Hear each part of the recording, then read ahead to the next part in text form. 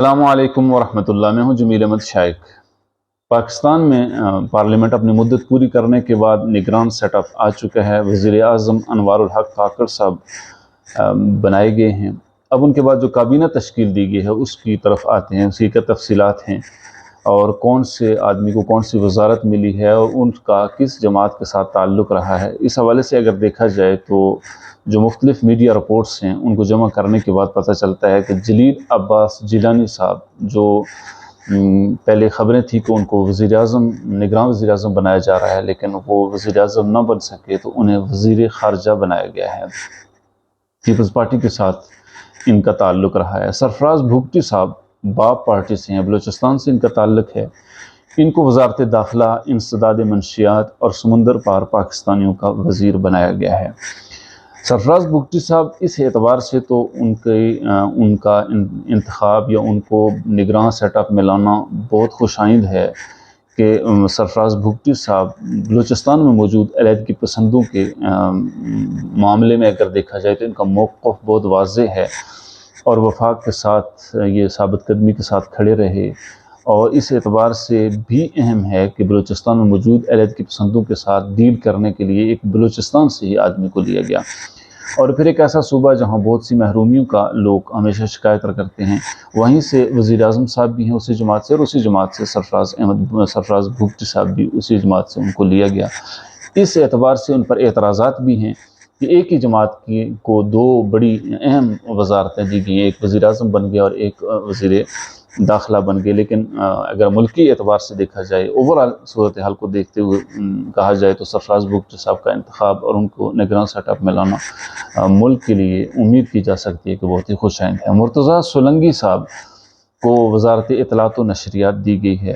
احمد عرفان اسلم صاحب Peoples party کے ساتھ ان کا تعلق رہا، قانون دان ہیں، اس اعتبار سے ان کو قانون و انصاف، قدرتی وسائل، موسمیاتی تبدیلی اور آبی وسائل کا وزیر انہیں بنایا گیا ہے۔ محمد علی صاحب، اس سے پہلے یہ بات ہو رہی تھی کہ عمران خان صاحب کی کابینہ میں موجود تابش گور صاحب کو بھی اس حکومت میں اور نگراں سیٹ اپ میں شامل کیا جا رہا ہے، لیکن اور ان کو وزارت توانائی اور پیٹرولیم کی وزارت دی جائے گی، لیکن یہ نہیں ہو سکا اور پھر محمد علی صاحب کو توانائی اور پیٹرولیم کا وزیر بنایا گیا ہے۔ شمشاد اختر جو اسٹیٹ بینک کی گورنر بھی رہ چکی ہیں، ان کو وزارت خزانہ دی گئی ہے۔ گوہر اعجاز صاحب انتہائی معروف یعنی بزنس مین بھی ہیں اور محنتی آدمی ہیں، اور ان کا یہ دعویٰ تھا کہ مجھے اگر موقع ملا تو میں ملک کو $16 بلین کا ایکسپورٹ میں اضافہ کر کے دوں گا۔ اس اعتبار سے ان کی شمولیت بھی اس حکومت میں بہت ہی خوش آئند ہے۔ ڈاکٹر عمر یوسف صاحب، ان کو سائنس اینڈ ٹیکنالوجی کا وزیر بنایا گیا ہے۔ شہباز شریف کے ساتھ بھی انہوں نے بہت عرصہ کام کیا اور زیادہ تر نون لیگ کے ساتھ ان کا تعلق بتایا جا رہا ہے۔ سمیع سعید صاحب نواز شریف کے ساتھ انہوں نے کام کیا، منصوبہ بندی کے وزیر بنائے گئے ہیں۔ جمال شاہ صاحب معروف اداکار ہیں، قومی ورثے کی وزارت انہیں دی گئی ہے۔ مدد علی سندھی صاحب وزیر تعلیم بنائے گئے ہیں۔ ڈاکٹر ندیم جان کو قومی صحت کا وزیر بنایا گیا ہے۔ خلیل جارج عیسائی ہیں، کرسچن ہیں اور اقلیتوں کی نمائندگی کے لیے ان کو رکھا گیا اور انسانی حقوق کی وزارت انہیں دی گئی ہے۔ اسی طرح انیک احمد معروف اینکر پرسن مذہبی پروگرام کرتے ہیں، مذہبی امور کی وزارت انہیں دی گئی ہے۔ شاہد اشرف تارڑ سی پیک پر بہت زیادہ کام انہوں نے کیا، نواز شریف صاحب کے ساتھ ان کا گہرا تعلق رہا اور ان کے ساتھ کام بھی کرتے رہے، وزارت مواصلات ان کو دی گئی ہے۔ اسی طرح مشیروں میں اگر دیکھا جائے معاونین خصوصی تو ایئر مارشل فرحت حسین صاحب کو ہوا بازی کا وزیر مشیر خاص رکھا گیا ہے۔ احد چیمہ شہباز شریف صاحب کے ساتھ انہوں نے کام کیا، ان کو بھی معاون خصوصی رکھا گیا ہے۔ وقار مسعود معاون خصوصی ہیں۔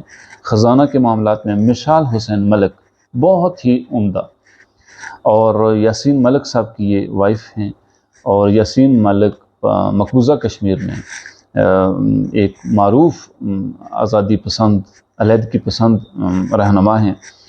ان کی بیگم ہیں مشال حسین ملک صاحبہ، ان کو مشیر خاص رکھا گیا ہے، اور اس کے علاوہ وسیع شاہ صاحب کو صحت کا مشیر خاص رکھا گیا ہے، اور جہاں زیب صاحب کو معاون خصوصی منتخب کیا گیا ہے۔ اس کے علاوہ سیدہ عارفہ زہرا بھی مشیر خاص رکھی گئی ہیں۔ تو یہ کابینہ تشکیل پائی ہے، اور اس کابینہ کے بارے میں یہی خیال کیا جاتا ہے اور زیادہ تر مبصرین کا یہ خیال ہے کہ اگر یہ کابینہ پاکستان کو ان معاشی دلدل سے نکالنے میں کامیاب ہوتی ہے تو پھر ایک لمبے وقت تک الیکشن ممکن نہیں ہے، اور اگر یہ بھی ناکام ہو جاتی ہے تو پھر اس صورت میں الیکشن جلد کروائے جا سکتے ہیں۔